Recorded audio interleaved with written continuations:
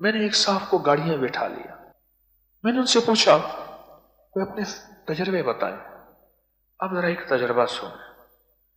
कहने लगे मैं एक गरीब आदमी, जब तस्बीह खाने आया था, मेरी 3 कनाल गालिबन इतना बताया कि मेरी जमीन थी, इनका सौदा कर लिया, पैसे देने का वक्त आ गया और मैंने कहा अल्लाह मुझे ऐसा ना हो कि मैं झूठा हो जाऊं, वादा खिलाफी हो जाए।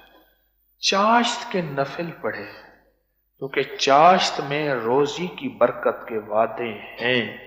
अल्लाह सच्चा, उसका हबीब सच्चा, और मेरे हबीब के गुलाम सच्चे, और उसके वादे सच्चे, और चाश्त के नफल सच्चे, और उसके पढ़ने वालों को सच्चे वादे मिलते हैं। ये भी बात सच्ची है। चाश्त के 2 नफिल पढ़े, नफिल पढ़ के अब क्या किया? कहने लगे रब्बे जालनी मुकीम सलाते के बाद जब सलाम फेरने का वक्त आया, उससे पहले मैंने 152 दफा सूरत अलम नशरा पढ़ी। 152 152 दफा 152 में क्या पढ़ी?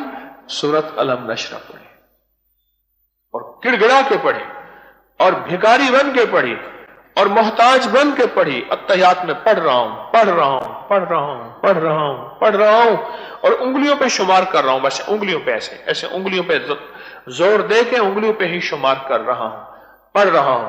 कहने लगा मैं सलाम फेर के मैंने दुआ करनी शुरू की। ऐसे दुआ करनी शुरू की तो मेरी बीवी मस्जिद की तरफ आई और कहने लगी अल्लाह ने गैब से इंतजाम कर दिया।